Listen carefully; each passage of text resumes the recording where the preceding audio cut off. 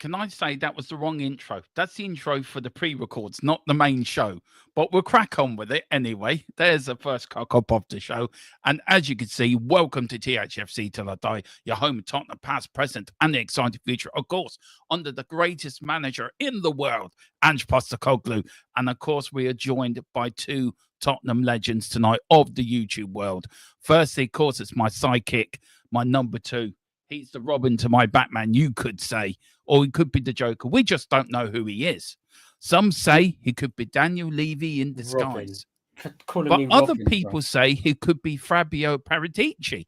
But we just don't know. I'm cooking. I'm cooking. All we know, he's called Tequila Sunrise. How are you doing, Tequila? And thanks for joining me tonight, as always. I'm okay, buddy. Still a bit ill, as you can tell by my voice, but still hanging in there. But looking forward to tonight's show with I put a little personal legend of mine who I always find so entertaining. Mr. Box Office Blow Me. Yeah, and he is. He is a legend. He is some people's guilty pleasures, apparently. Or he's some people's nightmare. Well, he is the one and only Mr. Box Office TV himself. Alex, welcome to the channel. Thank you for coming on. And how are you, my friend? I'm good. It's a bit cold. Say that I'm a bit of a cold guy in terms of opinions and stuff, but it is what it is. You know what I mean? And it's all fun and games. Thank you, Tequila, as well, for the nice introduction as well, and as well, Dermot. And it's nice that someone's it's nice to come to someone that's got a different opinion than me, because I enjoy challenging the opinion. Like I said, I've said it on loads of things that I've been on. I like to have someone that's challenging me a little bit. So it's going to be a very interesting night. I always like to go out on a Saturday night, but it's too cold. So this will do for me all day long. So let's get straight into it, and I'm looking forward to the show. Yeah, let's get cracking. Of course, I feel it's going to be a bit of a tag match between you and Tequila and some of the subjects. No, I'm gonna try and hold back. I've got mine. My views might be a bit closer to yours, Alex and Dermo, but I'm gonna let you guys go out. I'm gonna try to be a ref if I can. That should be fun. So you got to the count. You got the count of the 5, and you got a break before 5. If you're out of the ring for no longer, you got a 10 count if you're out the ring. So, right. Well, it's not a 3. There is no world title on show. It's not like Fury against Usyk, but you never know. I could be the Tyson Fury, and this could be Usyk. You know, the little Ukrainian firebomb. But let's see who's in the chat tonight. And we do start off with Milton. Big up Milton, all the way from Australia down under. And he says, "I hope you're doing well, Dermo. Big up the chat. Smash the likes. Let's beat Tamworth. The treble is still on. That's the man. That's what we believe in. We must believe in Ange. Coys for life. Exactly. Guys, that's where I'm going to start. FA Cup tomorrow. I've got a little bit of sort of preview for you guys, if you don't mind, Alex. Just want to get this done. I normally do this for every pre-match show. So just want to bring up the latest for people so they know who's in, who's out, who's shaking it all about. Wait for it here. Of course, we are away to Tamworth tomorrow at the Lamb Ground. And it is an AstroTurf we're playing on tomorrow. Start with you, Alex. AstroTurf.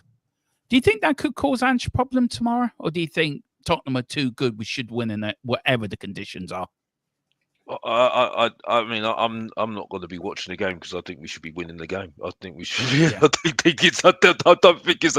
don't think there's any question about it as far as I'm concerned. I don't think there's. The only question I have is that certain players shouldn't be playing, because I think they're absolutely knackered. And I think they need to just not, because I think he's ran them some of the players to the ground. So I expect some youngsters in the team. And I expect us to take care of Tamworth. I really do. Alex, would you play any first teamers, or would you just leave them? Would you put them on the bench, or would you just leave them? I would. I mean, I would not. I mean, if I had my choice, I wouldn't even have them in the squad. With some of them, one in particular that fell to the ground after the match, Kulu. Yeah, I think he's well in the red. Listen, I just need to make this clear. I don't think he's I think he's been average the last 2 years, because I think I was on the chat yesterday, and because I do my prediction videos, I'm going to try and make this quick, brief, because I know you need to carry on, Dermot. Because I don't, I do a 1 minute video. It's very, very straight to the point. So I'll say certain things like Kulu's average. So I don't have a chance to really explain myself, but I have explained myself a lot of the time about why and what I mean by Kulu being average. The last 2 years, he's been average. This season, he's on good form, but I still don't rate him for reasons which I can go on to another time. But on him, he's been overplayed massively, massively, and I'm really worried about him. I'm really worried about him being, because he cannot play tomorrow. He just cannot. That's what I'll say. Yeah. No, you, Tequila, where are you on this AstroTurf and that? Do you with Alex? Look, I think we should win tomorrow regardless. I mean, if it was played on snow or the middle of the North Pole, we should beat this side 6-7-0 like. Where are you going with it tomorrow, sir? Yeah, I mean, there's no reason we really should need to be taking any. I mean, I guess you could put them on the bench with the assumption is we have no intention of ever putting on, barring a crisis. And by a crisis, I mean like where a couple of goals in the red and it's 60 minutes or so, right? Something that's what I mean by a crisis. But no, Alex is right. Because of obviously all of the injuries, we have had to play the same team way too much. And with all due respect to the Tamworth, the Lamb ground, it's like, no, it's like, I want to see players like Dorrington, players like that, players from our under 21s, because that is really the level really that we would need to play to beat these guys. Again, with all due respect to them, our under 21s should be able to handle their first team. You know what I mean? That's what I think. So that's probably not going to go down that way. I can see Ange taking some of the first teamers. I think he will end up taking some, but nah, they need a rest, man. Like Alex says, they need a rest. Most of the players are tired. Most of the players need a rest. So players like Dorrington, stuff like that. Even I might play Mikey Moore. He might be the one I would maybe play just to get him some more game time. But that's about it. Well, I did put him in our predicted lineup, which is out, guys. So do give that a look, like and subscribe as well. And I did go into a bit of FA Cup history as well in my pre-game thoughts. So please do give that watch. They're both up, guys. So do give them a like and supply. I want to say a big up before we get on with the rest of it. I want to say big up to Boxer Trobe. He says bye-bye. But I do love the cockle. He's taken a lot of something. He's in a lot of hens. Big up to him.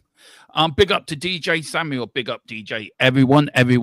Evening, everyone said we need to win this 100%. Big up. And big up to this man. This is another legend. This is a fella, right?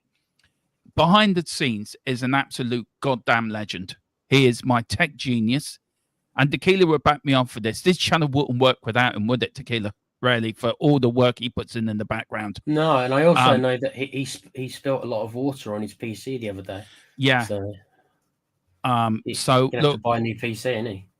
I think he's getting a new part for what he told me. But big up to Colum. I know you're off to way doing your night shift, man, and a big up to you, sir. And I hope it's going well. And I'll speak to you probably on Tuesday when you're finished. But this man's a legend, and I can't thank him enough also for all the work he does for us. And also he is a mainstay in our channel as well. But do get over to the Full-Time Sports Network. Just a shame he's a United fan, isn't it? I don't know what. I respect him for that. He's probably the only United fan I respect. Bit like Tony on West Ham. He's the only West Ham fan I respect. So big game for them tomorrow as well. They got Arsenal. Let's hope they knock them out of the FA Cup. I think we can all agree on that. But big up, Mr. Colum. Hope you're doing well, and I will speak to you after the weekend, or let us know how you are getting on, sir. And also big up also to Kate and Jim over at the Perfect Match. Big up them. Big up, Kate. Hope you're doing well. Got the part going to see if it fixed the issue. If not, then I'll be having to buy a new PC. Oh, God love you. Bless you, Colin. But big up to you, and I hope you're doing well, sir. And we look forward to getting you back next week on the show too, because I want to know your goalkeeper thought on our new keeper. And you being a former keeper yourself should be interesting. And big up to Derek Hutchison. Beware Tamworth. You could get tonked Spurs. Yeah, That's true. And I think, look, I want to start very quickly before we get on. You can see the game on ITV1 and Premier Sports in the UK and Ireland. These are the players that are out because we've got Vicario, we've got Destiny, we've got Van der Ven, we've got Romero, Ben Davis. Of course, Bentancur, thank God he's okay. Thank God he's fine after that really horrific fall the other night. Do you know what? I don't know what. Were you at the game, Alex? Yeah, it was a bit worrying, to be honest. Yeah. It was a very, very long stoppage. Yeah, I mean, thank goodness he's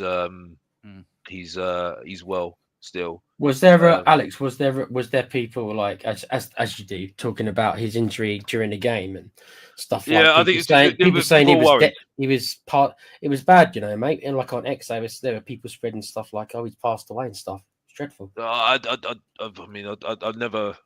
I think that's where people have to be very, very careful on that sort of thing. You know what I mean? Because making rumors, I don't really understand people.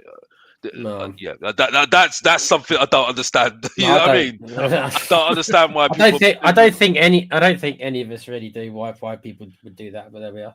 Yeah. I'm surprised. You go on. Sorry, Alex. Go on, man. No, I'll just say no. It was very worrying. I mean, I think the thing that was worrying is that he had his head down on the ground, and it was just like head down, and that was it really. So, I mean, it was just really a case of just waiting and seeing what happened afterwards, really. But yeah, it was very concerning. It was a very, very, very, very long stoppage, stop of play. So that's where I was like, yeah, this is not, you know, this is not normal. And also doing the watch along as well. And I'm very lucky. Colin and Tequila were in the background working for me, getting me all the information for me that night. And it's very hard when you're doing YouTube, especially a watch along. You have to go down you have to walk a very tightrope because you could turn around and say, "Oh, he's grand, guys. Don't worry about it. It's fine." And then something's wrong, or guys, this looks very serious. I actually took my inspiration from Murray Walker, who I'm a massive F1 fan. When anytime there was a massive crash, he would always say the right things at the right time and always take you on that journey of, yeah, it's serious, but it could be okay, but I'm not going to commit any other way. And I think he came into my head on that night, and it was very distressing. I think the first half for me, all I was thinking was, Benny, is he okay? But once news started coming out, he was okay. You can then relax. And we got the win. Thankfully, we're going up to Anfield. We're going to spank them up there, and we're going to reach a final. And we're going to win the League Cup, and on we go. So that is my prediction anyway. And also Odegaard's out with a hamstring anyway as well. This is Tamsworth's last 5 games, not in great form at all. Only 1 win out of the last 5. That was against Sutton United. They did lose in the FA Trophy as well. And for Tottenham, really, we're in awful form. We really are. 1 win out of our last 5 as well. Of course, we lost 6-3 to Liverpool, 1-0 to Forest, 2-1 to Newcastle. That should have been a draw because then VAR's a joke and still is. We drew 2-2 with Wolves, and we did beat Liverpool 1-0 on Thursday at the League Cup, guys. So that is all your latest information. Let's crack on with the show. And Alex, I'm going to start with you first, sir. Look, Ange Postecoglou's come in for a lot of criticism. I'm very much Ange in. I think he's the mainstay. I think he will bring us success to the club. If Tottenham win the trophy this season, would that make you change your mind on Ange Postecoglou? Are you just so adamant that he's not the guy for Spurs and he has to go whatever happens? No. I'll tell you why. Because... yeah, I'll give him credit because he's done what he said he's going to do, win a trophy in his second season. Yes.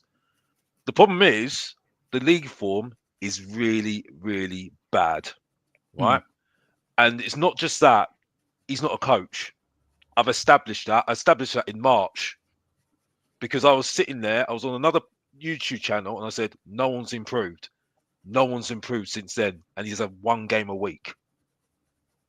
Some weeks there was 2 weeks, 2 weeks for me, right? Tactically, he's awful, right? He can't handle big characters. I don't care what anyone else says to me, right? I look at Spence. He's on form at the moment. I don't think he's on form because of him. I think he's doing it to spite him. I think he's doing it to spite him because I think he's so fed up of him because he sat there and thought, well, why do you ignore me for the half the year? I think that's the way it is at the moment. I think the Liverpool game we did well, but now we know that he doesn't like to adapt, even though the best manager in the last decade, Pep Guardiola, says he needs to adapt. You know what I mean? So yeah, I think, and also and this might be a bit controversial. Well, I don't think it's controversial. It's just really opinion. When you remember Ramos, it feels like that at the moment. It really does feel like that at the moment. I think there's young players there that need experience next to them. Bergvall was okay on Wednesday. I think he's very, very rash. Very rash.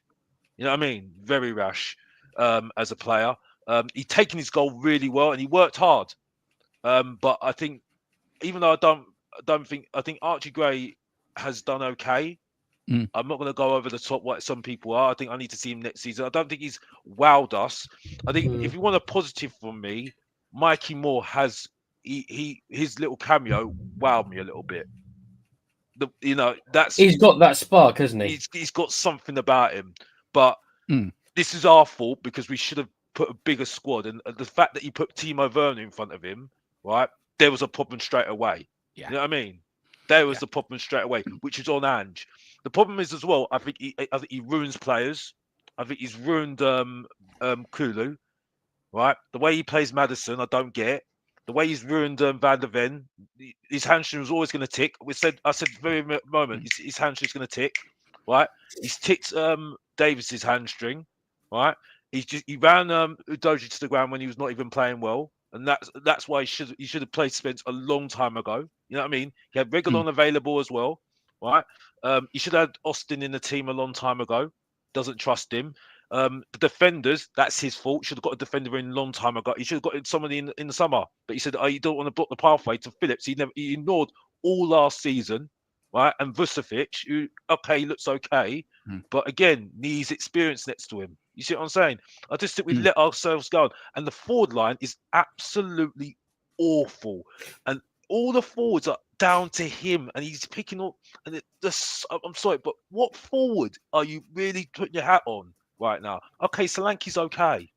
He held up the ball really well, but sorry, Areola got the best out of him, done what he needs to do to score goals. He's in the box more. I mean, I just think a coach would do better, like Areola, Marco Silva, if Eddie Howe was available, like that. You know what I mean? See some of the stuff. Adapt to the players that he's got. He's got wing backs. He's playing them full backs. You know what I mean? And the players only played the way they played on Saturday, on Wednesday, because they said, we can't play like you want us to play because we're too tired. We're too knackered. We're knackered. Yeah, but look, I get what you're saying, Alex. I do get, and I disagree that he's ruined Kulu. He's not. I think Kulu's playing the best in his career actually at Tottenham. I do believe that. I don't think he ignored Spence because he did use him in pre-season and was impressed with him. And the way Spence was ignored by Antonio Conte at the time, and that he was brought in, and Conte, despite Levy, didn't use him for that reason. I don't think he ruins players. I think he's improved the team. I think he's improved our playing style.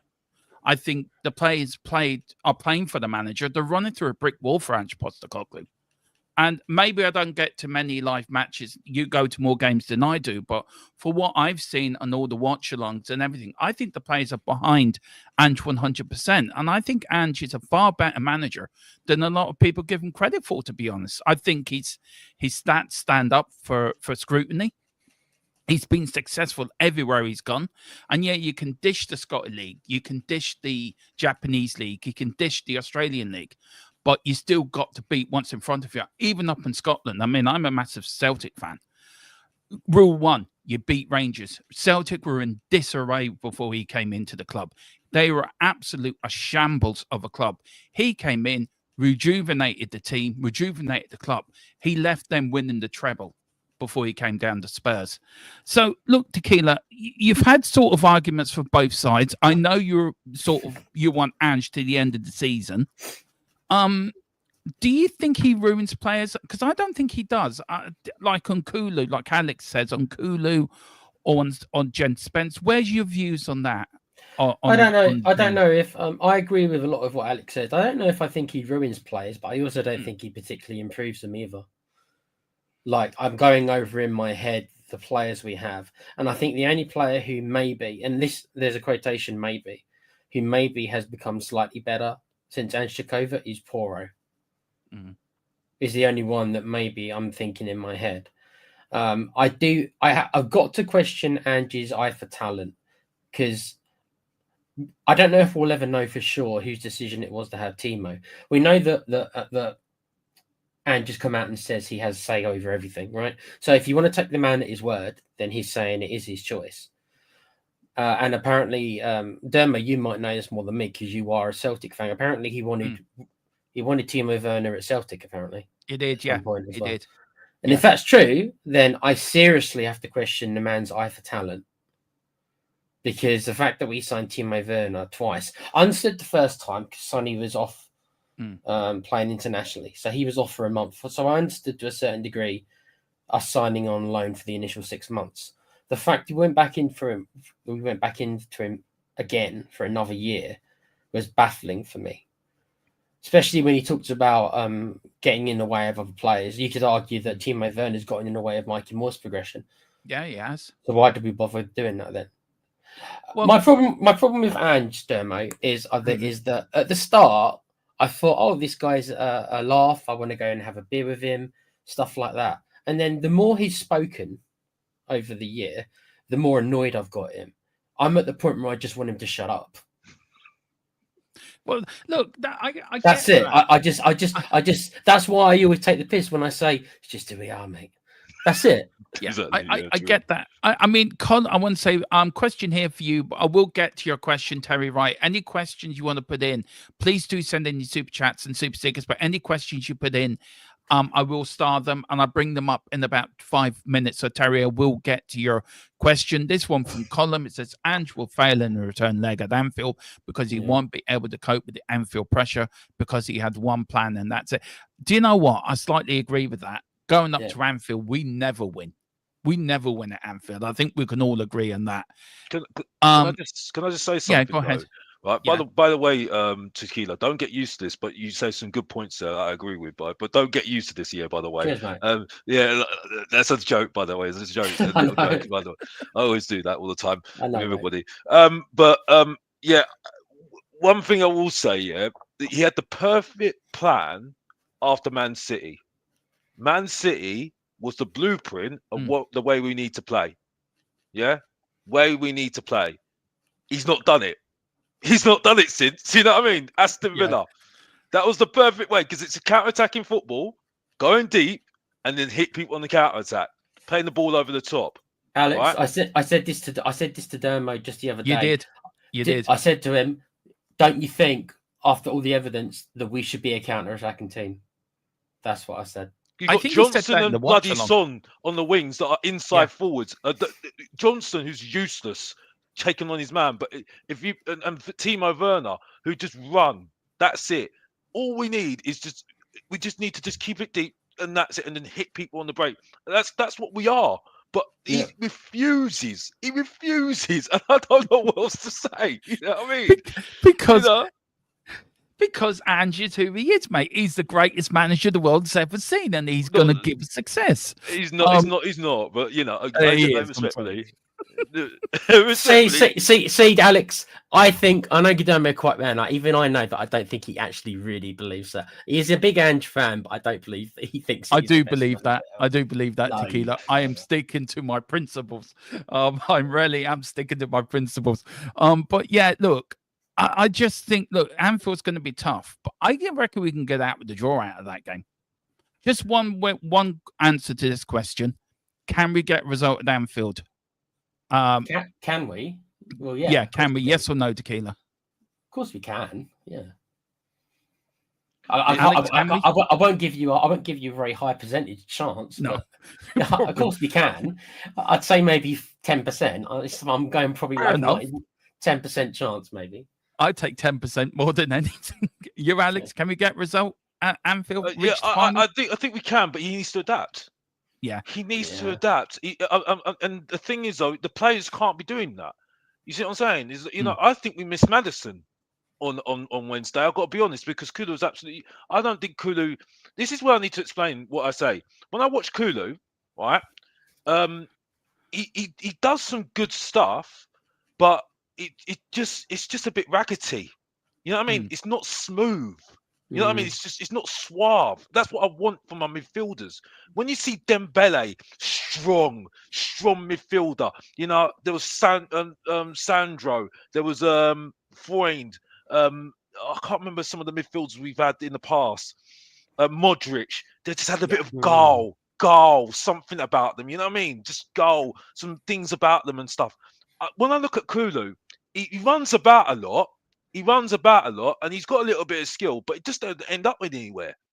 It don't end up anywhere. And he comes in sometimes. He goes on the left, goes on the right, goes on the this, and it's just like it's nothing. With Maddison, now he's not been playing well, right? But I think sometimes he needs to.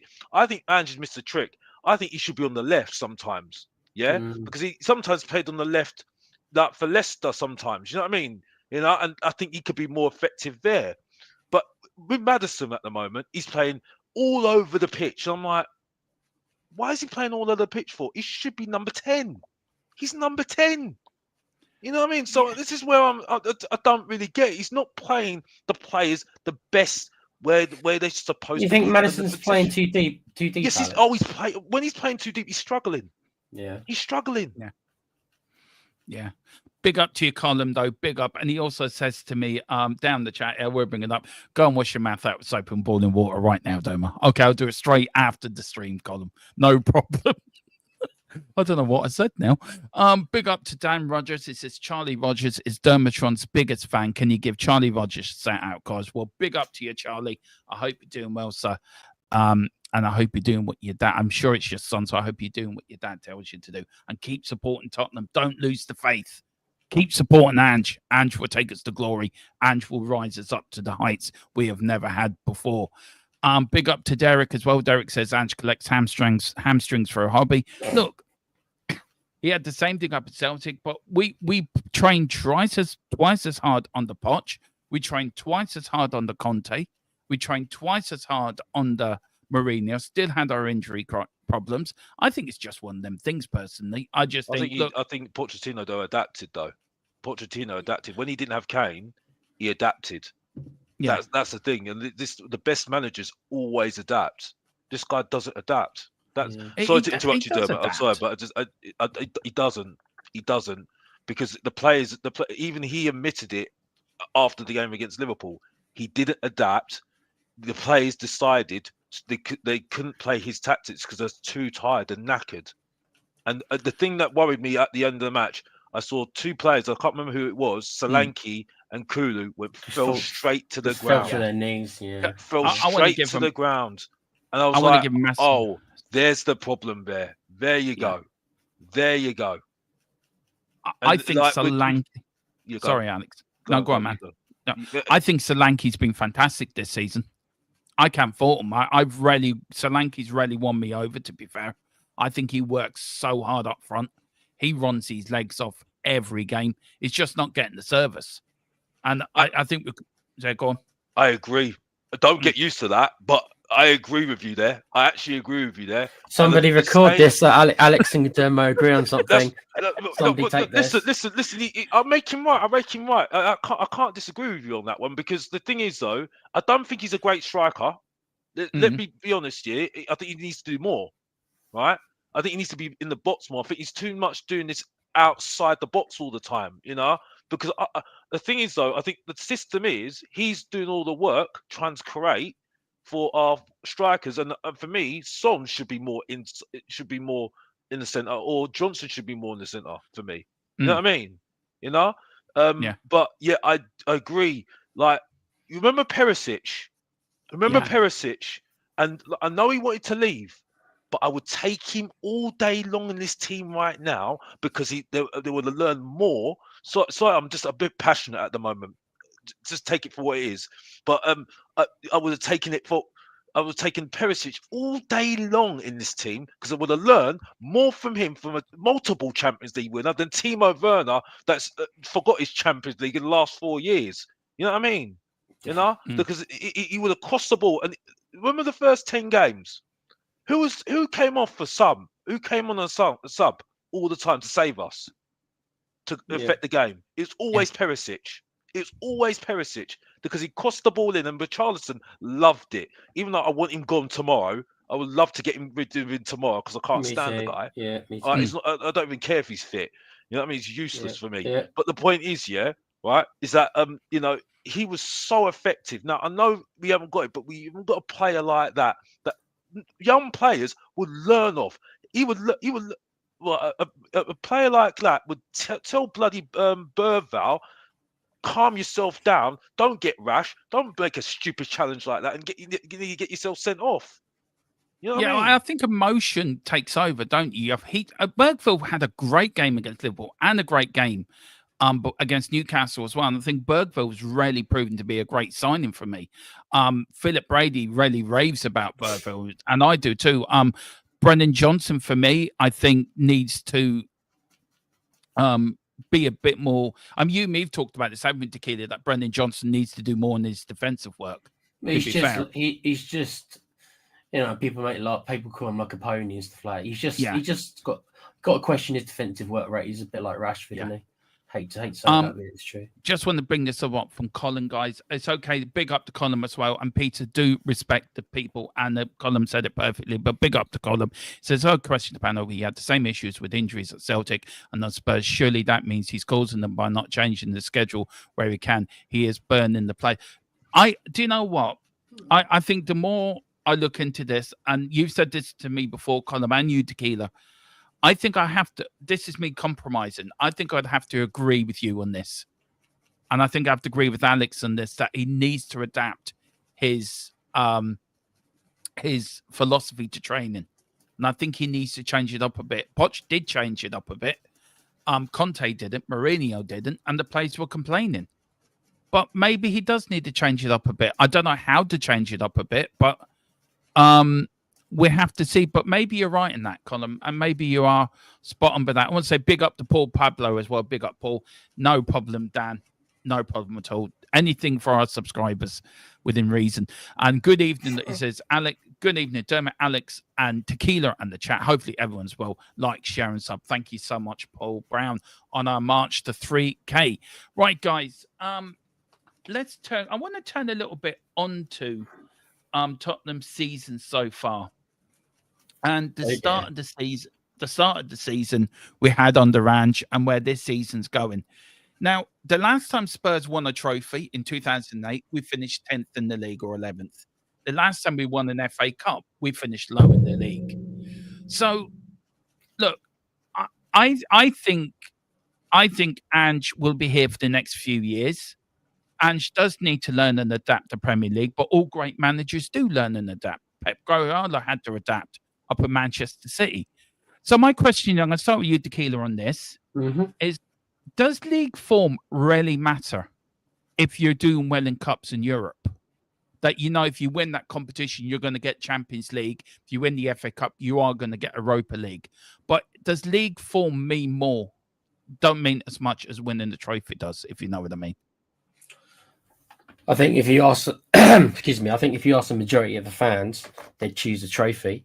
I think if you ask Danny Boy, my mate, I think he wants Champions League more or less at all costs. So it's going to be the league for him. That's why, to be honest with you, Dermo, I am surprised Ange is still here. I did expect him to get fired because as soon as I saw that we were double digits away from getting into the Champions League.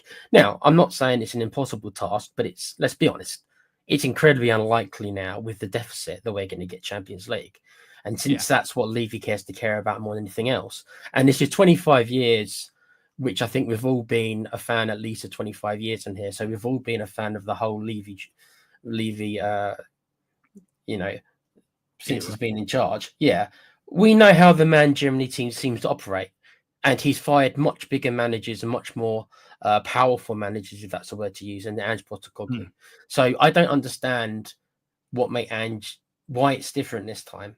So either Levy has actually changed, and I don't believe that for a second. Okay, so I haven't got the answer for you. I fully expected that when Daniel Levy realised we're how many points off Champions League, that he didn't sack Ange. And because he hasn't, I actually don't think he's going to now. I think Ange will be here till the end of the season. Because if Levy somehow now is accepted that we're not going to be in the Champions League unless we win the Europa Cup, which is not impossible, difficult, but not impossible.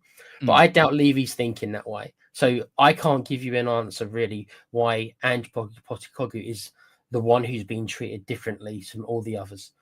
And you look at all the others. Yeah. Why is Ange special? I know you feel the way you do, Dermot, but from my eyes, I don't get it. I don't understand. I do know, to answer that, I think why Ange is special, I think he sees a lot of Poch in Ange. He sees a lot of Pochettino, what Pochettino brought to the team, his style of football. And I think he sees that within Ange.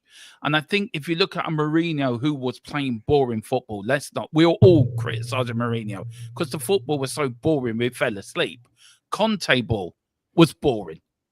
Ange ball, it's exciting, it's refreshing, it's everything you want to go to a game. You go to White Hart Lane excited because he's playing the Spurs way. And he's playing with a style of attacking football but is it the Spurs way, Dermo? It is the Spurs way. What keeping one clean sheet a season is the Spurs way? Tottenham have always played that way. I've been a fan for 40-something years now. Under Keith Birkinshaw, even under Bill Nick, it's another version of push and run Ange is playing. It's an updated version of push and run for me. Yeah, but there's no defensive nous to any of it. Well, Alex Ferguson played attacking football at Man United. Yeah, but Alex Ferguson also built a great defense alongside it more often than not, didn't he? Yeah, he always had that. He always had. They played attacking football. Don't get me wrong, but it wasn't attack for 90 minutes. It was attack and hold back a little bit, get your bearings, get your breath, get the lay of the land, and then you go again. It wasn't attack. And I know Ange's not going to change. This is the thing that I can't be angry really because this is what he said he was going to do. I don't think a manager should. Sorry, Tequila, go on. And he said multiple times in his press conferences, as much as I'm a bit fed up with his press conferences, he has always said from the start that I was brought in because this is how I play. So it's almost like he already had an agreement with Levy. And it's like they already had this discussion, like, oh, by the way, I might not be finishing the Champions League for you, but I'll play some attacking stuff. If that was the agreement they had with Levy, and Levy signed off on that, then that's why Levy hasn't fired him. I do see your point though, because I've said this already. Sorry to time in, but I had to just grab onto that point. You made some good points there. To be honest with you, you both made some. Even though I don't agree with you, Dermot, I like the back and forth between you two. But I just had to chime in. The thing I don't like about our because I don't like any of our midfielders, by the way. No. I don't think Berval played absolutely. I think he's good. I think everyone's going over the top though. I've got to be honest because I think he's very, very, very rash, right? And the thing I don't like about our midfield, no one holds on to the ball. No one's got composure, right? This is why, which is the most embarrassing statement I've made because I've had to apologise to Queen Ellie, and I hope she's getting better. By the way, because she's not well at the moment. I hope she's getting better. Bless her heart, right? Because I was battling with her about Højbjerg, right? After that guy went, I thought, okay, will we get someone better than Højbjerg? Have we got anybody better than Højbjerg right now to challenge our midfielders? No. Alex, the thing is, Dermo more or less said the same thing to me, like backstage a couple of days ago. More or less said exactly the same thing. Like in hindsight, did we really need to get rid of Højbjerg, considering that we got very little transfer fee from him as well? We might have kept him, considering everything. He's on loan, I think. Skip was a good decision. A good decision. We got good money for that. We got all pure profit. Take the 20. I'll take that money all day long for Skip, right? But we should have got somebody better to compete with our midfielders. Because I'm sorry, respect to Bentancur, what's going on right now, but he's bang average. Well, I called him a Juventus reject. He's still a Juventus reject in my eyes, as far as I'm concerned. Basuma is more better. He's more worried about rather than doing what he's doing on the pitch. And he turns up one game, doesn't turn up another game. Yeah, and this is what we're. This is some of the youngsters that that have to learn off these midfielders. I'm sorry, they would learn up more. Oibia, and even that Argentinian Tom Carroll, aka Lo Celso. You know what I mean? You know, who was actually not that Argentinian bad. Tom Carroll. Yes, Argentinian Tom Carroll. Did you come up with that, Alex? Yeah, I come up with that. That's Great. It's like the below average Emil Heskey, aka Richarlison. You know what I mean? Oh wow. You know what I mean? You're doing Hetty some injustice. At least Heskey was a lump you could knock it long to. Yeah. Look, a lot of people don't agree with me with Højbjerg. A lot of people are saying in the chat that somebody called him he had the turn and circle of an old tanker, which I think it's a bit harsh, but fair enough. By the way, because I see Kate in the chat, she wants to come on all day long. I know she. She can come on. The link. Yeah, but let I was right about that though, about below average, above average John Carew for Haaland, because when he doesn't score goals, what does he do?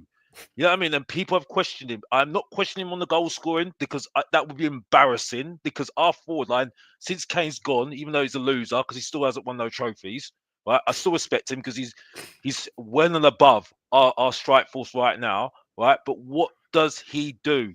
And that is on the manager, by the way, because he can do more. You see what I'm saying? So, but you know, like I say, you know, that's all I've got to say on that one, really. You know, but oh, okay, right, okay. But you know, but that's all I've got to say. I mean, I stick by what I said before because but I've left it now because I'm embarrassed about my strike force. We had Defoe, we had Keane, we had Berbatov, we had Kane. I mean, Keane. We had I mean, I would take Moira in front of them. Yeah, Stefan Everson. I don't know about Everson. Did you like Everson, Alex? Why don't you throw in Gary Lineker, Bobby Smith, and Jimmy Green when you're at it? Like, think about the 90s. I mean, by the way, Chris Dermot, this is where you inspired me, Dermot. Yeah, right. Because you kept on banging on about the 1960, 1980. Yeah, right. Yeah, right. What did I do? Did research on my club. Did research on why this club was so good. And when you look at that, when you look at the history of 1960s and 1980s, yeah, because Kuva, who's the funniest guy on YouTube, by the way, you should be subscribed to his channel, by the way, with Bobby K, by the way, as well, by the way, because Kuva is a gentleman, yeah, an absolute gentleman, by the way, of YouTube. But yeah, the 1960s and 1980s, you learn about what was so good about Tottenham. You know what I mean? And you learn about Bill Nicholson, Keith Birkinshaw, the players there. I think I was on one channel and I spoke to a legend, which I was not going to say anything to that guy because he worked his due and he's a legend. I can't remember the legend now. Sorry, it's just escaped me. But you know what I mean? It's just sorry, that sounds really bad. But this, you know, these are legends. You know what I mean? Legends that won trophies completely. Now, you know, we have won trophies before. I've seen it before with George Graham and Ramos. But you know, so Alex, are you like me then that you've only seen 2 trophies since you've been found? Yeah.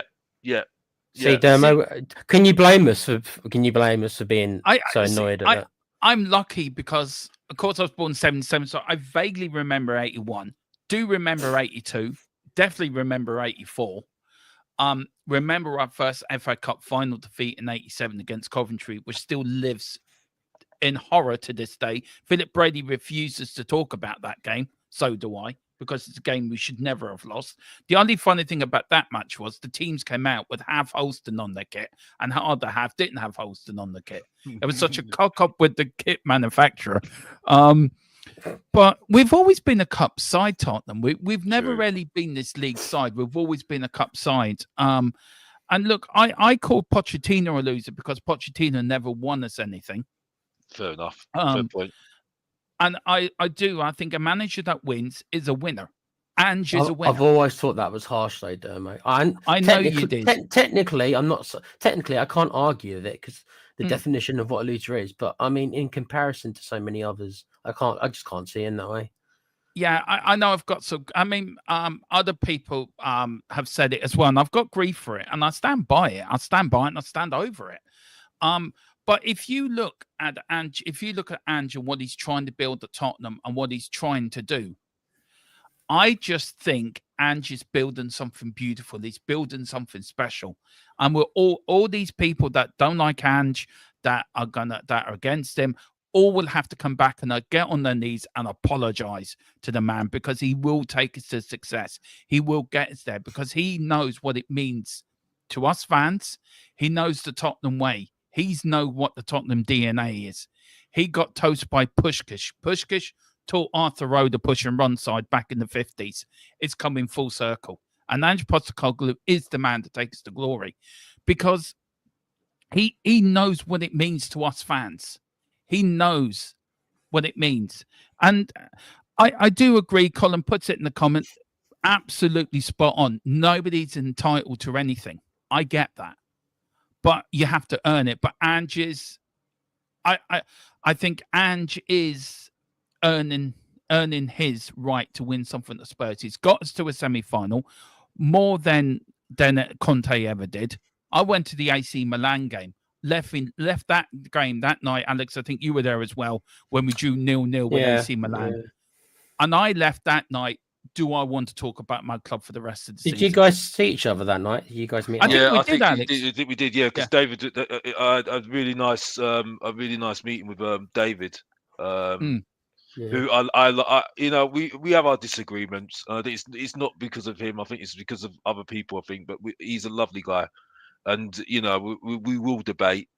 Even though I don't think we disagree. I don't think we disagree a lot on a lot of things. To be honest, I think it's other people that disagree. To be honest with you, but I think yeah, it was lovely to meet you, Dermot, and it was lovely to meet David for another time as well. You know. Yeah, well, I'm over for the Man City game, and we're over for the Palace game. So if we're going to meet up there and have a pint with you, Alex, for the man, we'll have a drink or something anyway before the game. I want to say big up to the geeks.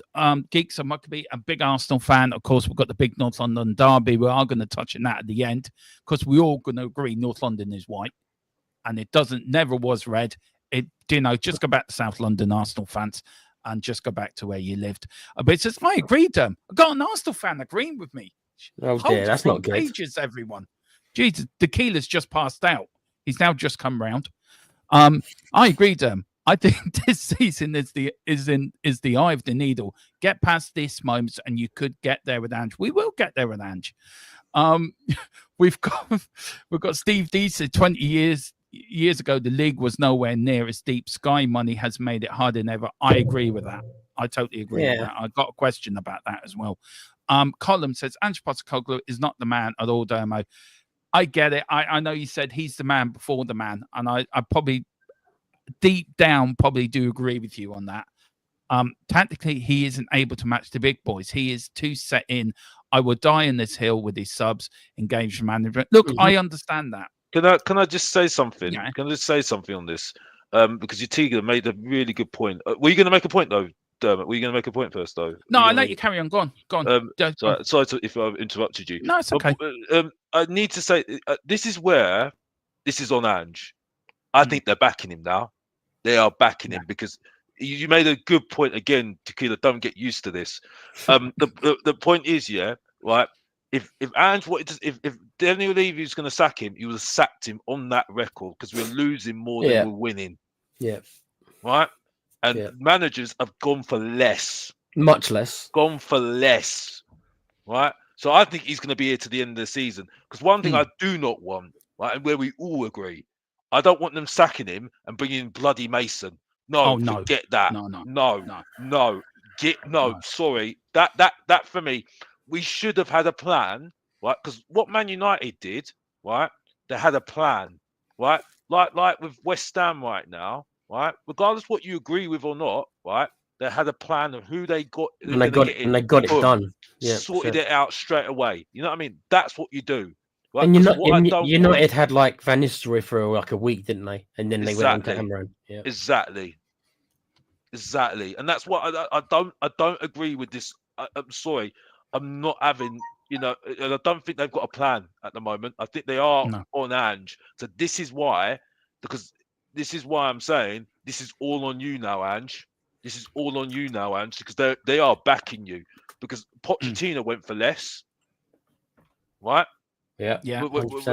Went for less. Mourinho went for less. Yeah.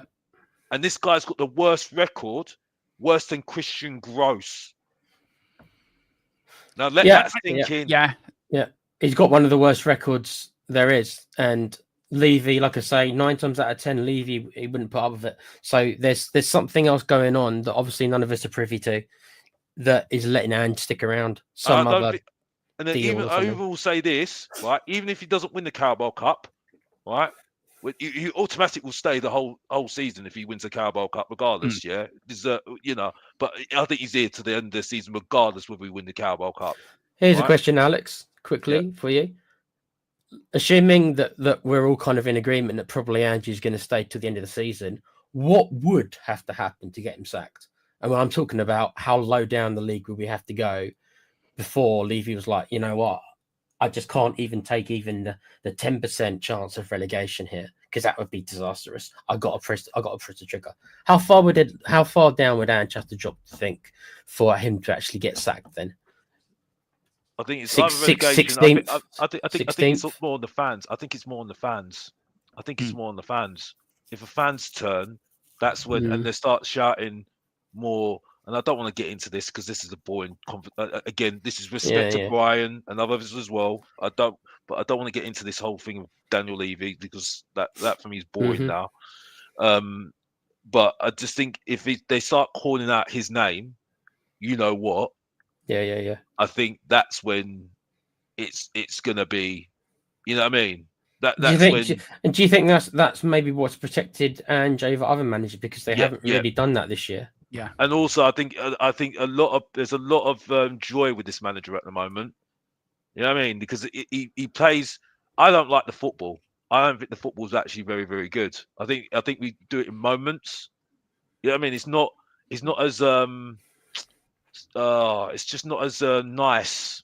You know what I mean? It's just it's very fast and paced, and I don't think it's very fast paced, and it just doesn't really work for me. You know what I mean? I think it's not very suave, very composed. You know what I mean? Sometimes, I think sometimes at the back it looks good, but it's just the front line. That's where I don't really like it. You know what I mean? And I think the emphasis is on more Maddison when we to try and get us going. And unfortunately, we haven't got a lot of Maddisons in the team. You see what I'm saying? But to go back onto your question, I just think at the moment, the fans are not turned on Ange. You know what I mean? I think it's just a minor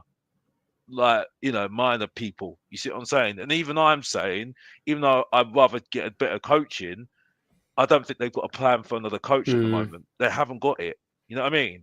Would you say then, Alex, that also what's playing a role in the fact that Ange is not being fired is the lack of viable options at the moment? Other options? I don't really agree with that because I think they should be looking at the options. I think they can get the options in. I think if you, I need to look into Areola, but from what I've heard from people, he does have a similar background to Poch, so that's an interesting one. I think the squad he's got. He's making the most out of it. You see what I'm saying? Yeah. I think Marco Silva, for instance, he makes the best out of the squad he's got. You see what I'm saying? And he's able to adapt. He's got that winning mentality a little bit as well.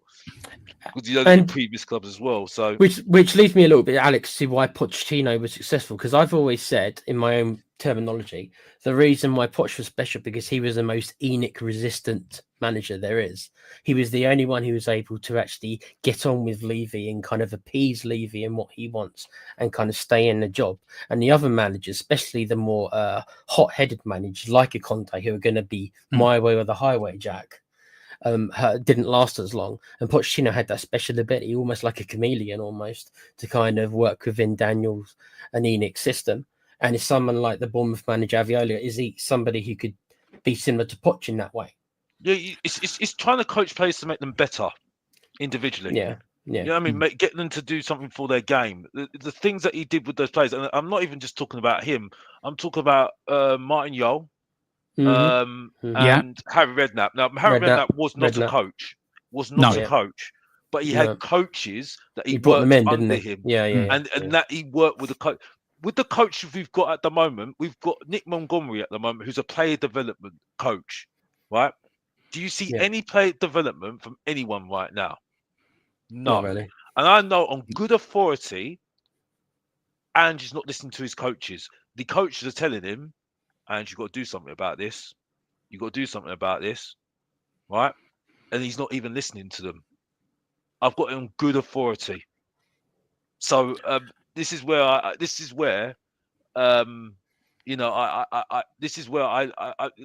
see. You can just see certain things. You know what I mean? I'm not silly. You know what I mean? Some people said to me, "Oh, you're not a coach." Well, how do you know? I'm like, well, I've been a football fan for a very long time, and so you can see it for yourself. You read between the lines. You can just read between the lines. You know what I mean? We're not all football coaches. We're all fans, so we can see things differently from other people. I see things differently to you, Alex. I see different things from and this is what makes football. It's all about opinions. But to answer your question, Tequila, about what would it take for Levy to sack Ange, I think it would take him going out the Europa League, losing in the League Cup, and going out in the FA Cup. And then I think he'll have to go because we'll be down there in the league. We won't be anywhere near Europe. And I think he'll have to go then. But so you think it's just the cups that's keeping Ange in his job then? I think so, because we're not going to get Champions League. Forget that. That's gone. Champions League's gone. Do I think can we get Europe? I think if we have a good end to the season, then yes, I do think so. I think we can get probably Europe will go up to what? Is it 7th or 8th this year? Seventh, yeah. And also with the 5th place, we might get 5th place for the Champions League. That drops it down a place in the league, then for the Conference League. So if we get Conference League as a minimum and a cup win, I think Ange stays. I think if we go out of Europe, I think if we go out of the second league of the League Cup and we go out of the FA Cup and we've got nothing to play for, then I think Levy may pull the trigger. I don't want him to, but I think he may well do, because I think the fans would then turn on Levy. You need to do something. And every time Alex is spot on and you're spot on, every time we turn on Levy, the manager goes. Happened on the Mourinho, happened on the Poch, happened on the Conte. Well, Conte signed his own death warrant. Nuno was a great example, because as soon as the fans started chanting to Nuno, "You don't know what you're doing," it was over. Well, look what he's doing now. He's got Nottingham Forest up the 3rd in the league. Well, yeah, obviously he must know what he's doing to. But he's got his coaching staff. You see, he's got his coaching staff. You see, because he didn't have his coaching staff. That's the thing. That's the thing. That's an interesting thing about this. This is the thing. This is what's so interesting. You find these little things out, and you're like, oh, you know what I mean? It's the thing. You know what I mean? It does. I will welcome a few more people in. Sorry, guys, just to bring up Neil. Big up to Neil. It says it's the talking heads that dominate social media. This is a big group of hosts who carry a lot of weight, even though they represent a small percentage of overall supporter base. I think I get where you're getting at. So I sort of agree with you. If we finish in the bottom half for no saver here, probably see himself out the door. Andrew will resign before he's sacked, if I'm being honest. Pep loses Rodri and his team nearly falls apart. One player, that is true. Man City have gone through a horrendous thing, but it was always going to happen this season for Man City. They were nowhere going to win the league. So I think Liverpool, I backed Liverpool. Did I pick Liverpool at the start of the season, Tequila? I think I did in the pre-season predictions. I did pick Liverpool for the championship. I honestly don't remember. I think I just said City because why not? Yeah. We got big up to get over to the Perfect Match and do good over help Kate and Jim, a great channel as well, and great people in the Spurs community. Got an awful lot of respect for Kate and Jim. Lovely people. Absolutely right, Neil. Big up to the Knight of Republic. Send us your email. We're still waiting for this email, Knights of Republic. You know who you are. Ian, you got our email address. Get it in. We'll get you on. Ange doesn't improve players. I like Ange, but Poch achieved more with a worse squad. I've heard that a few times, actually, to be fair. Conte had a worse squad. What authority, you know, has give us a clue. No, a good man never reveals his sources. Yeah. I will say that. Yeah. Sorry to interrupt you, but Mourinho and Conte had worse squads. Yeah. Had worse squads. If Conte had this year's team, Alex, I think it would be flying. Three centre halves, Porro and Ndoggy as wing backs. I make you right. And this is not me, because it was Dan the Hotspur Hood. All right, I have to say his name because he's the one that said this to me. He said this way long time ago. Give credit to him. He said this is a perfect squad for Conte. Yeah. He's got 3 centre backs, wing backs, at number 10. Yeah. You know, he could play 3 up front or 2 midfield. It's perfect for Ange, for Conte. Absolutely perfect. We keep doing it to ourselves. It's weird. We buy players at always the wrong time for the wrong manager. We keep doing it to ourselves, bro. So I have to say that. So I want to go something right on the transfer policy, right? And I think we can all agree here, and I hope we do all agree here. I want to park Ange for a little bit because I am going to get back to Ange. I haven't finished on that bit yet, Alex. So don't worry, there's more to come. John Lang and Paratici. I have now started. I'm going to start this tonight on X. Hashtag Lang out. Bring back the Don. Now, you look at the one. Paratici, you look at his first transfer window, we've got Vicario, Mickey van der Ven, Romero, Destiny Udogie, Porro, Basuma, who needs to go in the summer because I think he's useless, by the way. I think he's just a total waste of talent. He bought in players like that. And you look at John Lang, he bought in Bergville and Archie Gray. Thankfully, they're playing brilliantly and they deserve credit. They're 18-year-old lads who are playing above their means, who are playing in positions that don't even play in. Archie Gray, for example, is not a centre-back, and he's been outstanding.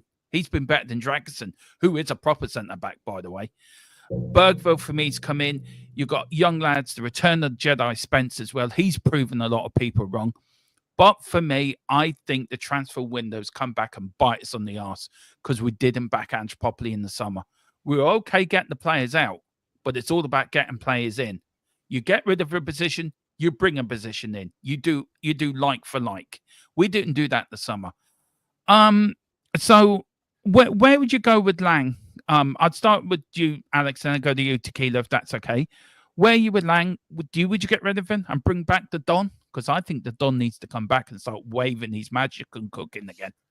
Well, I've been told that he's still at the club, but if you haven't watched me before, and I've said it on Mr. Box Office TV, the badass of YouTube, by the way. If you don't know, you should have got to know already, by the way. You know what I mean? On the road to 2,000 subscribers as well, by the way. I've said, and this is another embarrassing take again, because I dissed this guy so much, said he's not cooking. I would take Paratici back all day long. I can't stand that Johan Lang is absolutely useless, right? It's embarrassing. Absolutely embarrassing. Like I say, hindsight is a beautiful thing being a Tottenham fan. You know what I mean? Because, you know, they do it to you all the time. Højbjerg, I couldn't stand. Now I want him back at the club. You know what I mean? Now Paratici, now that I've been criticising, saying that he's absolutely he's not cooking. Now I've got bloody Johan Lang, who's just absolutely useless. We've got Aston Villa's cast-offs, yeah, right? And now I want Paratici back at my club. It's such embarrassing. It's so embarrassing. You know what I mean? I don't know what this club do. You know what I mean? You're supposed to get someone better than what you got before, but we don't do that. I mean, well, am I right, Alex, saying at the time you didn't think Paratici was good? Well, that's the thing. That's what I'm saying. Embarrassing. It's embarrassing. It's absolutely embarrassing. The thing is, like I say, hindsight is a beautiful thing being a Tottenham fan. You know what I mean? The thing that's even going to be more embarrassing, we sack this manager and Tottenham get another manager. I'm like, okay, I might as well just get Ange back now. And that's what worries me. That's what worries me at the moment, because they just do the worst. They do what the worst thing. They get the worst person the person before. That's what worries me. You know what I mean? You're eating your words all the time with Tottenham. You know what I mean? I don't You're get not it. wrong. No, you're not wrong. Tequila. Yeah. We've just gotten a mission from Mr. Box Office. He has come and apologized. He wants the Don back. Let's clip that bit. Look, Tequila, you know what we need back? Who? The dude under Poch. What was Eric his Ten name? Hag? No. What is his name? The Newcastle. Is that Newcastle? Is that Newcastle? Yeah. Oh, he was the best. He was the best. Yeah. I agree with that one. Steve Hitchen. That's not him. No. Him. Oh, the other fella Mitchell. before Hitchen. So Paul Mitchell. Yeah, that's it. Paul Mitchell. That is the number one. If you're asking me to choose flat out who I want, I agree with him. Yeah, I agree too. You know, we have to stop disagreeing, Lark. It's not making good YouTube. We have to stop agreeing. We're agreeing all the time now. Yeah, man. I'll take him. And but if you're asking me, our Lange Paratici, bring back for all the jokes we made about him cooking. Lange don't even try to cook, mate. He puts it in a microwave. He ain't even try to cook, mate. He gets It was Gabbiadini that he got in as well. Gabbiadini's it was better than him all day long. Better than him all day long. You know what I mean? I'm sorry. Just like, you know, and he's the one that got in bloody Timo Werner. I can't believe, like I said earlier, man, I can't. It's the fact we went back in for him that I can't. I know, like Stell and people like that have condemned it even worse than me, but I never understood going back in for him. I understood the first time, bruv. I understood the first time. But going back in for him, it's just like, nah, mate. No, I don't know what we're doing. The problem is he's a nice guy. I'm sure he is. Guy. I'm sure he is. Like Johnson, nice guy. Solanke, nice guy. Son, nice guy. Not even a captain for me. I wouldn't even go near him as a captain, and I think he should have gone at the end of the season. I'll give him. Yeah, he's not a captain though for me. Not a captain for more. It's just we got too many nice guys at our club. Too many nice guys at our club. Okay, then. So let's say we scrap this triple factor captain group we've got. You want one player to be the captain, Alex. Who are you choosing? Oh, that's a struggle. I do think that someone said Kulu. I don't think that's a bad shout, to be honest with you. I do. Dermo said Kulu, didn't you? Dermo, I did. Yeah. Kulu. I don't think I still don't rate him as a player, but I don't think it's a bad shout, to be honest with you. But I do struggle. I do struggle with the captain. I really do, because I do think some of them. I think we need to buy them in. To be honest with you, so there's nobody in the current team. No, because I don't trust any of the midfielders. A captain for me is a captain. You look at Roy Keane, you look at Brian Robson, you look at dare I say it, Tony Adams. You look at who's the captain at Chelsea under Mourinho? What was his name? Terry. John Terry. You look at Steven Gerrard. Them captains that bring they bring sort of onto the pitch. You do as I say, you follow me. And I think you would follow them captains. You look at Liverpool back in the 2000 and I think it was 5 Champions League final, 3-0 down to AC Milan. Gerrard scores the first goal, leads the fight back. That's being a captain. You're 1-0 down. Your captain turns around to you and gets you going, motivates you. You look at captains of the past, Graham Roberts, Steve Perriman, Gary Mabbott, even Paul Allen. He wasn't a captain, but he was always got you going because he was determined to get there. But I love Paul Allen. I thought he was a great player, Paul Allen. Well, he really was. Did you think Lloris was a good captain? I mean, he was captain I for so hate long. Goalkeepers as captains. I don't think they make good captains. I don't think he was. I think he was okay. I think he was okay. I think the one of the captains for me was, people won't like it, I thought Sol Campbell's one. Leslie King was definitely one. Oh, Leslie King was definitely one. Shout, Alex. I'll tell you now. I'll take him all day long with even just one leg ahead of all our centre backs at the moment. The only one for me that's performed well at the moment, and you'll be surprised, Davis. Sorry, Davis for me has been a better defender than all of them, even Van der Ven. Sorry, Romero has been terrible this season. He's been awful. absolutely awful. I'll ship him off tomorrow. Right? If Would he wants to go to Real Madrid, get rid of him. Would you get rid permanently? Yes. Yes. Wow. What? Who you saying? Romero, yeah? Yeah. Romero. Yeah, sorry, Chiquila, but it's Romero. I'll summer. You don't think it's just a temporary thing. You think it's no, but he wants to leave. He wants to leave. Yeah, I think when I think it summed it up, because I don't think that was just because he he's having a go at the board. I just think he was just saying, yeah, I'm just gonna have a go at the board because because I just want to push. I want to get out of here. I don't fancy it I anymore. disagree with that. I disagree on two things, and I disagree. Davis is not better than Van der Ven. Van der Ven is a far better defender than Ben Davies. Ben Davies is just having the best season of his career. He should leave at the end of this career, leave at the end of this season. Held wise, had a great season. Go out on the high. He defend? The thing is, I see what you're saying, but as a defender now, right? Van der Ven looks good because he's good with his feet, but as a defender now, right? Davis defends, right? This is the thing.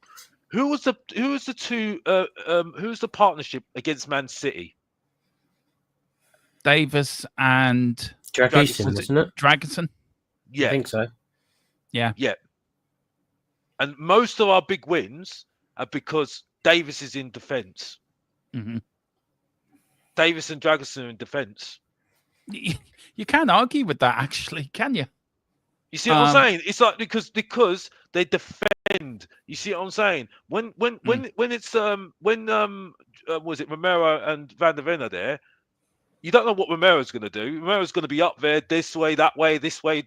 Doing the hokey cokey and everything. And then Van der Ven, all he's doing is using his pace. His pace gets him out of trouble. Yeah. He doesn't actually defend. That's what I say. He needs to stop using his pace to get himself out of trouble. He's got sometimes. This is why Van Dijk is one of the best centre backs in the world. He don't need pace. He can anticipate it.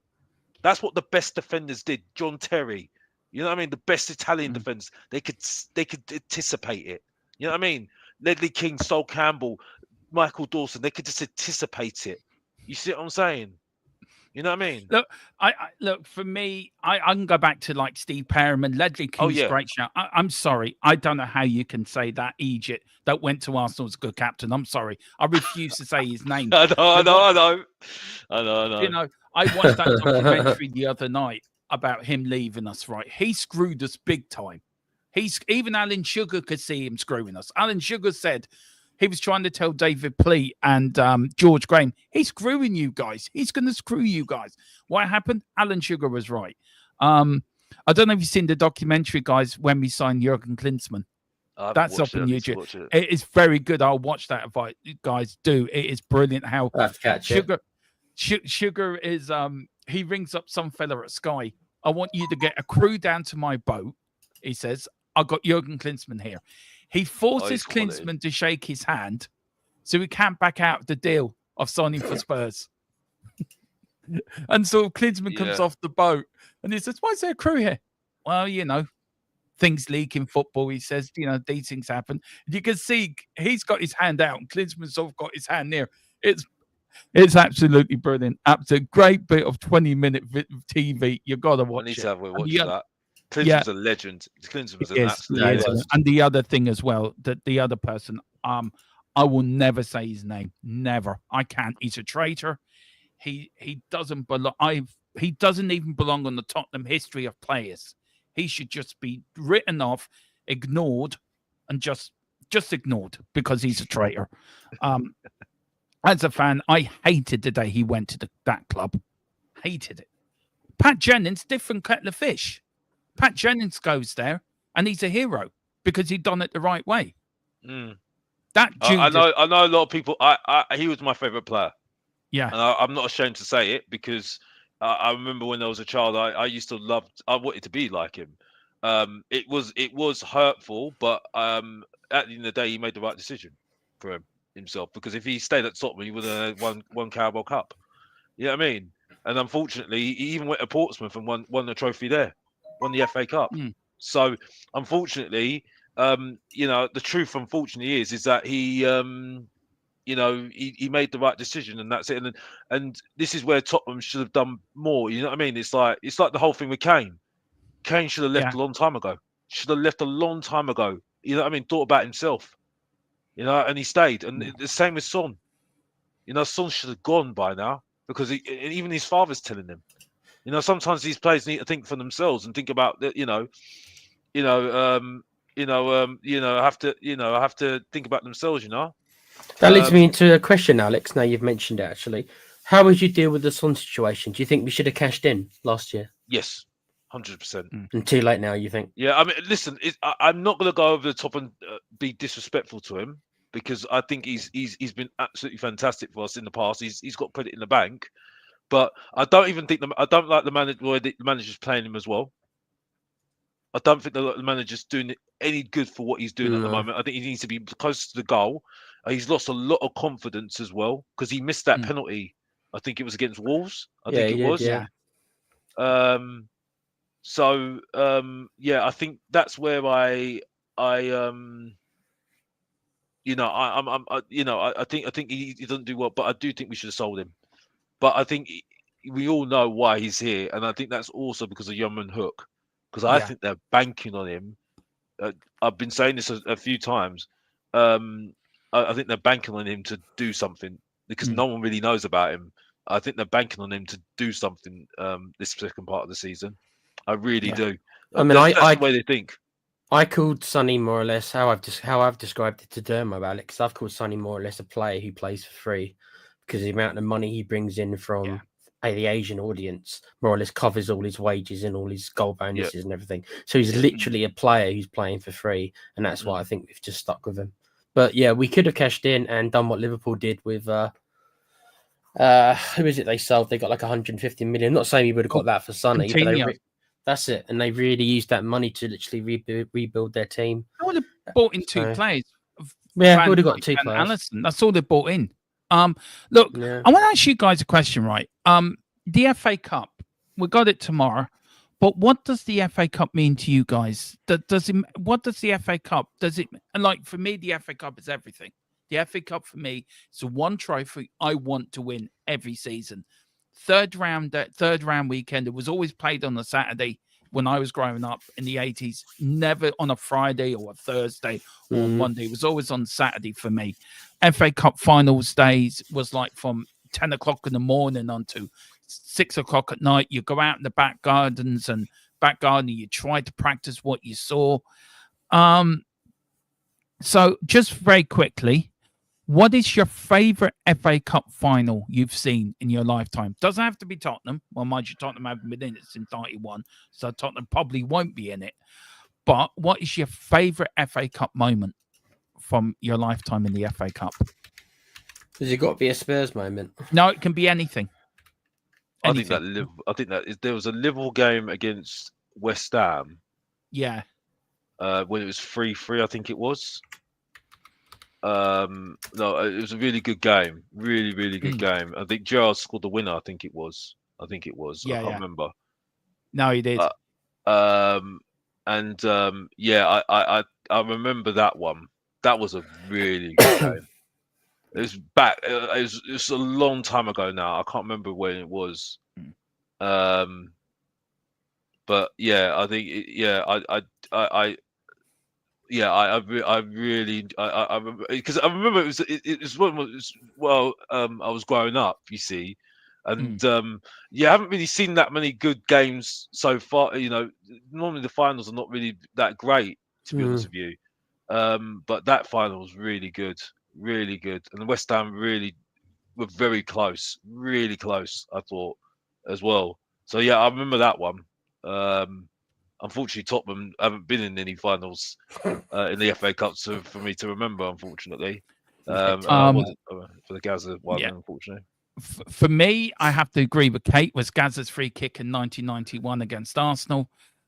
Also, Villa. Now, I was only a little baby at this time, but I've seen it so many times. The 1981 FA Cup final against Man City. Villa's goal when he, and you can see Garth Crooks in the background with his foot. I don't know if you see it. You can see him. His leg is going as Villiers in the box, and you watch Garth Crooks. He's actually kicking the ball, air ball, like just hit the damn thing. He's shouting, hit it, and he does hit it for me. Gazza's free kick, of course. Gazza took us to that final in '91, and sadly self-destructed in that final. He was never the same player again afterwards, in my opinion, after he got that injury.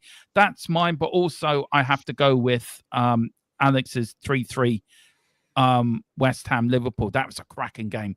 And also when Liverpool beat Arsenal 2-1, Michael Owen scored in the last minute, I think, game. As well. Really, it was good. What's your favourite FA Cup moment? It's one of the reasons I became a Spurs fan. It contributed massively to it, and it was David Ginola's goal against Barnsley. I've still got such a man bromance, whatever it's called, with David Ginola, and I can never watch that goal enough. The way he just glides past player after player after player after player, and then finishes it without breaking a sweat. It was like magic, and it's just like I fell in love with David Ginola, not in that way. And that helped towards my early Spurs fandom, and it was like, and then of course he actually left not long after, of course he did, but that's not the point. The point is that was an FA Cup against Barnsley, and we didn't go on to do much else in it, but that's got to be up there as far maybe and also I really enjoyed Wigan winning it because it was so unexpected. Yeah, and I love the underdog story, and the underdog story doesn't happen enough in football, really. No, just don't mention Coventry to me. That just sent me rarely into a bad place. One thing I will say that did damage your reputation in the FA Cup, and I don't know, in my mind, I'm not sure it's ever gone back to the heights, was the year that Man United, Com, you're listening, Man United said, we ain't going to be in it this year. I agree with that. Just can't be asked. That was lot. It took a lot of shine off the cup. That was like, so you say the biggest team in England just can't be asked. I don't like the fact that the games are spread out. I can't stand it. I didn't even realize the game was going to be on. Some of the games were on Thursday, and I was like, "What are you doing? Yeah. What are you doing?" It's like just stick to like Saturday, Sunday, and it's tradition, isn't it? It's just like it just spoils it for me. And then some games were at 12:25, 12:45, and some games, and it's just like, why? It's not. I mean, TV, yes, I know, but it just doesn't. It just hurts it for me a lot. Really does for me. It doesn't make sense. I've already got my cup final song. ANGE is on his way to Wembley. His knees are gone all trembly. I've already got it written out and everything. It's done. It's done. The ANGE Wembley song is written out. If he does one Europa League, then I've got to start looking at it. I've got to admit I've got that I don't think he's going to do well in the Europa League. I think he's going to get knocked out very, very easily for me, because I think there's better European managers that will just completely undo him. I think we're going to win that. I think we're winning the Europa League. Chance. We're going to win. We're playing Man United. I thought we were one of the favourites at the start of the season. We are. Because the season's gone so tits up, really, that I can no longer see us being one of the favourites anymore. So. Guys, has the season been tits up for everyone apart from Liverpool? I think the difference is though, Man City, and I listen. They should have done better in the transfer window, right? They should have prepared themselves, because Rodri was on his last legs. Let's be honest here, because he was playing so many games, and he even said it himself. And he should have been more. They should be more adapting. They should have adapted more. But I do think some of the teams have got a little bit of an excuse than us, though, because we have had. I think we should have been more prepared. I've got to be honest. But maybe you make a good point there. To be honest with you, I do think these teams but they've got more credit in the bank, Man City. Let's be honest here. Yeah, because they've been going for the last 4 years, winning the championship. So it was always going to catch up with them. They should have bought better in the summer. Yes. As for Arsenal, I don't have any. I don't care if they win. I do not feel sorry for them. I think they should have. I think really Arteta. This is the season for me. I understand why they are, and I do think if Tottenham got something about them, and they should not use a lot of players in that game against Tamworth.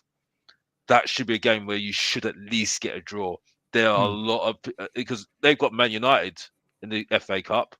They've got Man United, right? That they cannot afford to lose because they just lost against Newcastle. So there is a chance.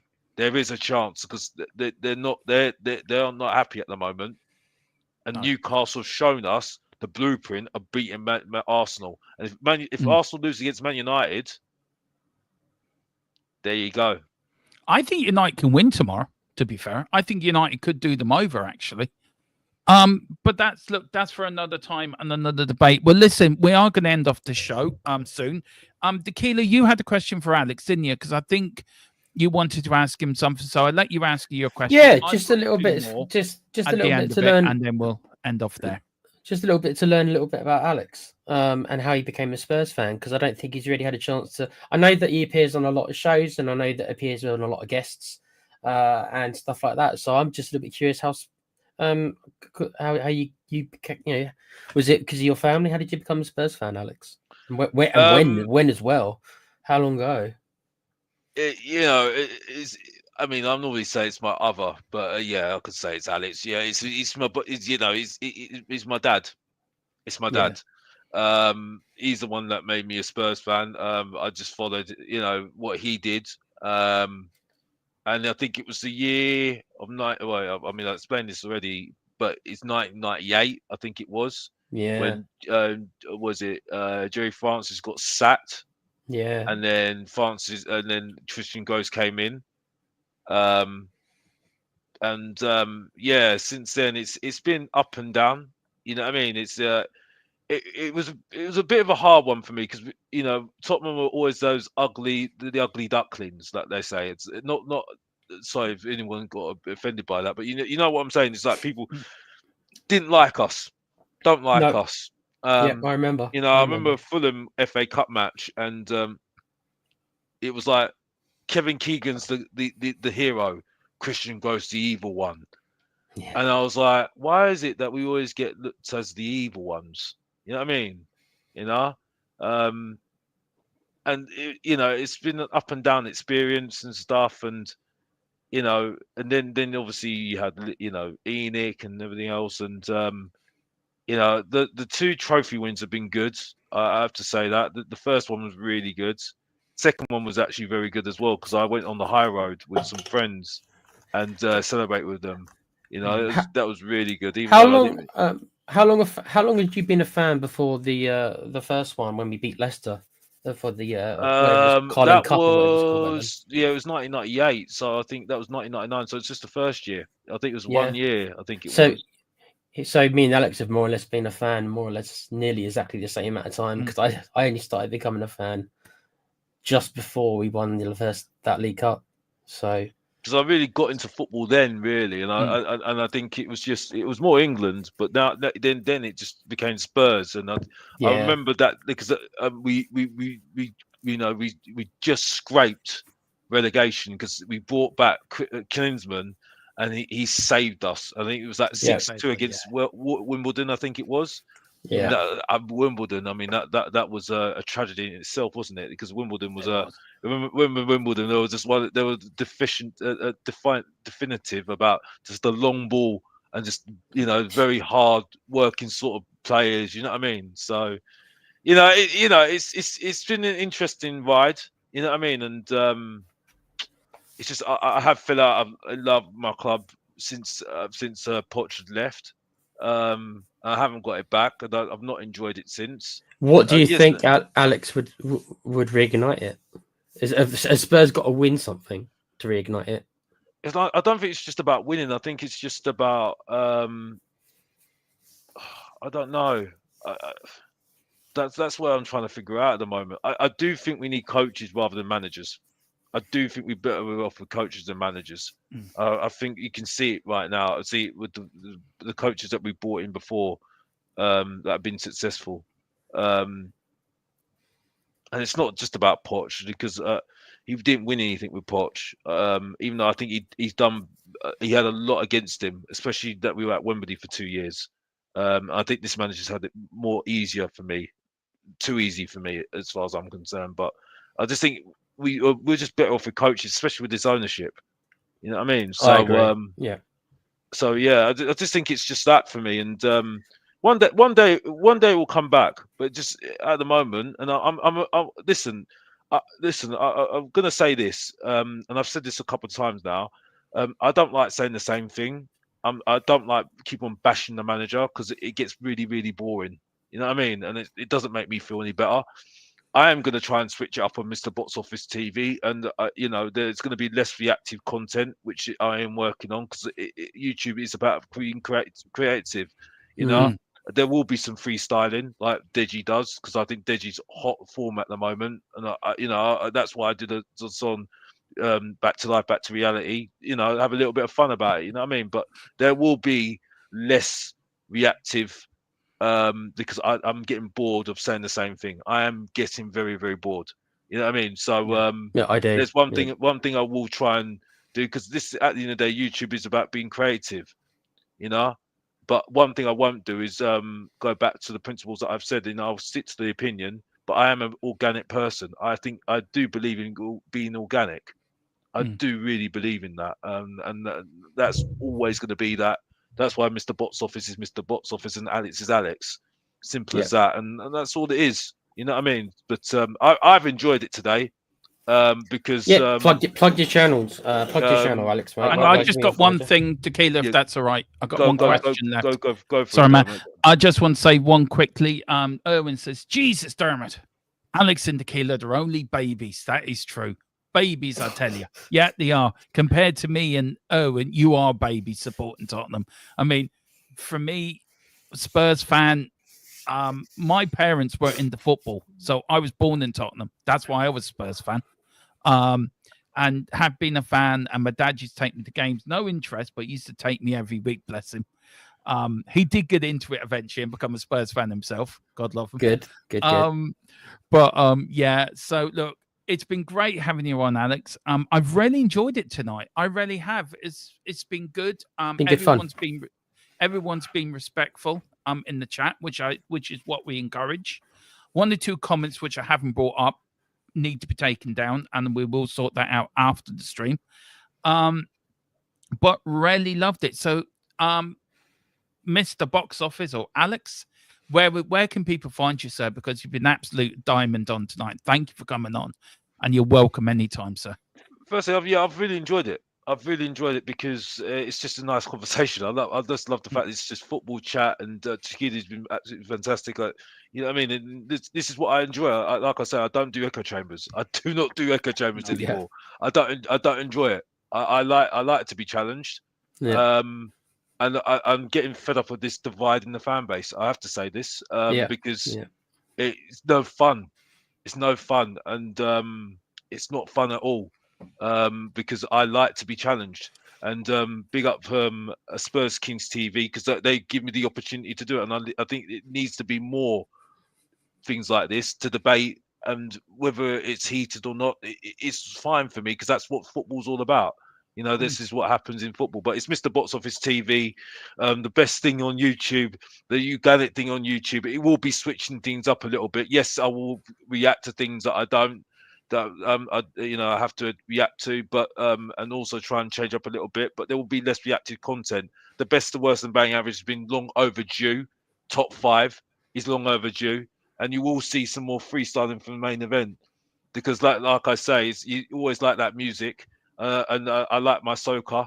I like my Jamaican chicken, rice and peas, and I like my music. You know what I mean? Because everyone likes a little bit of flavor. You know what I mean? Different flavors, and that's it. So keep locked in, keep subscribing. You know what I mean? And you might even get a possible debate show as well if you want it, and that's it. So keep locked in and keep subscribing to Dermot as well, to these lovely gentlemen as well, and keep watching, and that's it. And if you don't know, get to know. Back to you, Dermot. I'm done. Thank you very much to our Tottenham correspondent there, reporting live from White Hart Lane. And that ends the 10 o'clock news. Do you know what? I knew you were going to say that. And I was thinking, how can I react to that? And I was searching through YouTube shorts, and Trevor McDonald came up for whatever reason, right? And it was around the time Tottenham were, when the Alan Sugar stuff was happening. Oh, God. And the fella said, and Terry McDonald said, thank you to our Tottenham correspondent. That was the 10 o'clock news. And I thought, that's it. That's what I'm going to use. But yeah, thank you so much, Alex. You're welcome anytime. Absolutely. And can I just say, you may get this Mr. Box Office stuff on YouTube, but off YouTube, I've had many a time I've met. He is a gentleman. He is a lovely, lovely lad. Very passionate about his club, very passionate about his views, very passionate about what he believes in. And I like that. I do like that. And I do admire that in Alex. But I've always, anytime I've met him at Tottenham, he's always been respectful. He's been polite, and he's a lovely, lovely person. So everyone, please do get over to Mr. Box Office TV. Let's get him over that 2K, because he's an absolute gent. And you will see him on here again, because we will get him on quite regularly. We might do this as a regular thing. We'll talk about it. We might do it as a regular thing, definitely. Tequila, I know you could be found on here, but you do have a little other channel you work on. So do you want to give that a bit of a plug as well, sir? It's just a lot of little video games. It's called The Play Pouch, and Dermo and Com have now joined. So there's now 4 or 5 of us. And so it used to be just obviously me and my mate, but now Dermo and Com. So if you like the THFC stuff and you like video games and you like Dermo and Com, they're now on our channel. So we're going to be doing more stuff throughout the year, because it's going to be up 5 of us. So keep it's called The Play Pouch. If anyone's interested, that'd be great. Thanks again, Dermo, and thanks Alex for coming on, bruv. Yeah. Before we finish, I forgot to plug, but I'm going to quickly, for the end, we are going to plug our channel sponsor. I should have done that at the beginning, but I'm such a bad host. I forgot to. Colin will and Tequila will bollock me behind the scenes for this.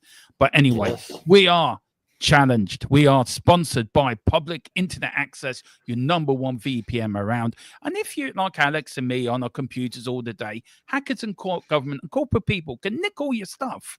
But you use private internet access, it doesn't go anywhere. It goes between you and your internet.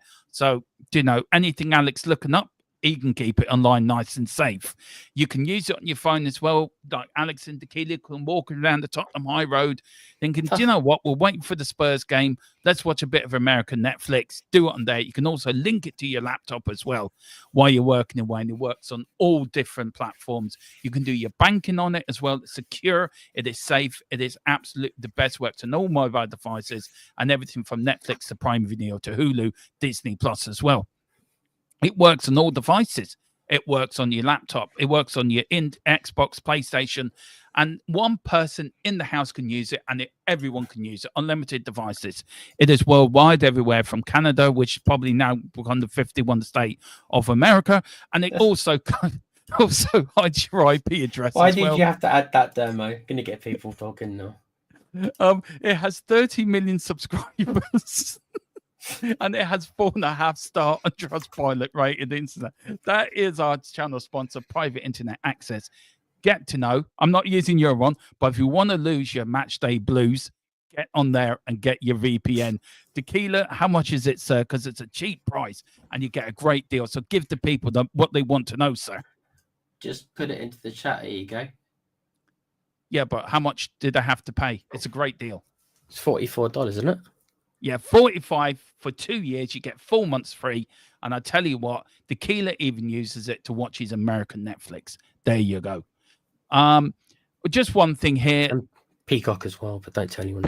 Don't tell everyone about Peacock. Paul Pablo says Levy would be great in the game if the price is right. He would be actually saying that. He's an absolute genius, by the way. He is. Absolute genius. Levy, and you know what I mean by genius. But anyway, moving on. But I tell you one thing: the Tottenham area hasn't changed since the 80s.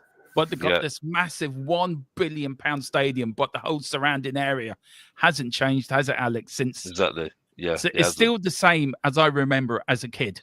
And that's I'm 48 next month, and it's still the same, which is really funny. I want to thank, big up to the Knights of the Republic as well. It's so I couldn't get all to these. Personally, I don't know how I feel, lads, but the Spurs have never recovered from the 2019 summer window. Poch reached the final loss, but the squad was 4 years in. Poch needed back and never got it. That is so true. Big up to Colin. He says Eric Ten Hag is free. Not for me. We'll get back to you on that. We're good. We'll have a debate and get back to you on that. We'll have a conference call with Levy and we'll get back to you on that. We've got Owen here. And big up to Owen. How's the little one? Just become a dad. So big up to you and the missus and the little Spurs fan as well. Hello, Doma, Tequila 316 and panel. Everyone in chat. How are you all tonight? I am fecking tired, but I'm here. Well, that little one's going to keep you up for a long time. Better get used to it. Owen. Yeah. And also, little birdies tells me you're getting married as well, Mr. Alex. Little bird. Yeah. No. Is there a Mrs. Box? No. I was only joking. I'm always joking about. You always have to make a light-hearted thing. You know what I mean? You always have to light-hearted because I thought like we could I have Mrs. Tron. I thought there'd be a Mrs. Box Office. Do you know what I mean? No, it's all fun and games, man. It's all fun and games. Sometimes you're trying to listen. I'm trying to do other jokes and stuff. Sometimes, you know what I mean. Sometimes it's trying to be a little bit light-hearted, a little bit, you know, because sometimes just bashing your team or saying something, you know, sometimes it just gets a bit boring, isn't it? You just want to just have a little bit of light-hearted joke in it. Sometimes, you know what I mean. Yeah. So. But you do realise, you, me, and Dave's, it's delusional Tron against Mr. Box Office. There's a little bit of a debate there. Yeah, I know. Listen. I always enjoy. Like I say, I know people don't enjoy my take sometimes, but you know, it is what it is. I mean, I can't. I'm not gonna. I know what I am, and I know what I'm all about. You know what I mean? So. You know, I still stick by what I say, though. I don't rate Kulu. And the reason why I say it just so we can make this absolutely clear, right, to people that don't agree with me, I think he's good form at the moment. But as a player, when you look at the players like, you know, your Modric, your Dembele's, your Ericssons, I don't think he's got that sort of je ne sais quoi. So I think he's not improved because he's still the same player to when he came to Tottenham, and he's at Parma. So for me, maybe it's the manager. He could do more, but I just think he just needs.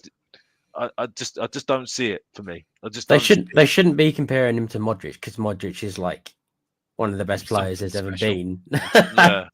But it's just not on that level at the moment for me, and that's just not for, it's just not for me. I think he gets to different places. He works really hard, like a Lamella. He gets into those positions, but it just he does make some good skill, but it's only sometimes. It's not all the time. You know what I mean? And I think he uses up too much energy. He does hold the ball really well, and he might have the minerals, but I just don't think he's.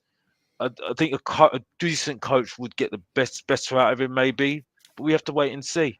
Yeah. You know what I mean? Well, that's the way it is. Ange is the man, and we'll leave it there. Levy will always remind me of playing Penfold from Danger Mouse, just saying he does actually look bad. This, but we are going to end on this. We are Spurs TV. Says if you don't know, get to know, and that's it. Thank you all for watching. Have a lovely night and rest of your Saturday evening. Big thank you to Alex for coming on. Thank you, Alex. Tequila, always a pleasure, man, for doing streams with you. Colin in the chat as well. Thank you for looking after the chat. The next one, we need to get Colin on when we do one of these debates with Alex. Colin would enjoy this. So, yeah, big up to you, Colin. Thanks for doing the chat for us. And as I always say, guys, in Ange we trust, back the team, never the owners. But as I always say, we are Spurs. We will win. We will rise. We are the mighty Tottenham Hotspur. Come on, you Spurs.